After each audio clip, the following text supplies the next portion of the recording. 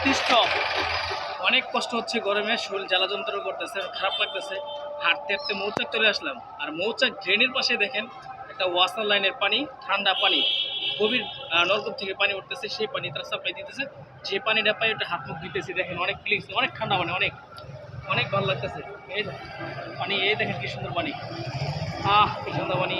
Musso মারেন Musso, Musso মারতাম, Musso মারেন মুসো, হ্যাঁ ঠান্ডা।